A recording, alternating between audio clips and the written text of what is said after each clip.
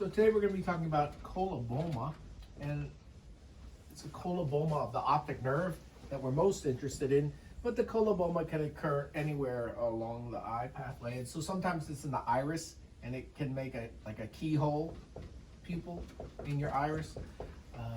But today we're going to be focusing on the optic nerve. So as you know, in embryology, the fissure closes at about the 6th week of gestational age. And so it starts off as a vesicle, and then there's a stalk outpouching, and that makes a cup. And this optic cup is going to become the back part of the eye, and the front part of the eye is going to be formed by the surface ectoderm that's going to invaginate and form the lens placode, and then that lens placode will pinch off and be a lens vesicle, and the surface will become the cornea. The back part of the eye is going to be the optic nerve. So this optic cup is going to close, and so it closes in this manner, so that this is the last portion to close, and the hyaloid artery is going to, and the hyaloid vessels are going to enter into that fissure. And so this choroidal fissure will close. That closure is complete somewhere in the 6th week. And failure of this fissure to close, the choroidal fissure,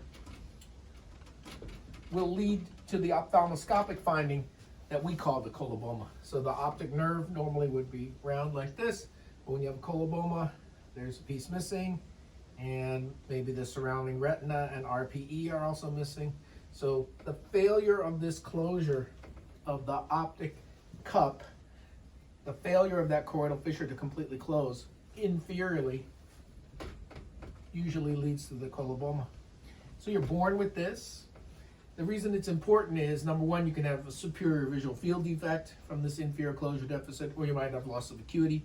It can also affect the formation of the eye, cause amblyopia, nystagmus, because the vision is quite variable in these patients with colobomas. It can be all the way anterior to the keyhole pupil anteriorly, and it can affect the retina, the RPE, and the optic disc itself. The other reason to know it is we should do an MRI on these people, because the same kind of closure problems can occur in the midline, can affect the hypothalamic pituitary axis, and can also lead to an encephalocele, a basal encephalocele, where brain is protruding down through the basilar skull defect. So you need to know about coloboma, a little bit about the embryology, the vesicle, the stalk, the cup, the choroidal fissure, the closure, 6th week of gestational age. The coloboma is usually inferiorly as a result of this. It can be retina, choroid, or the optic disc. It can extend anteriorly to the iris, and you should do an MRI to make sure there's not a basal encephalocele.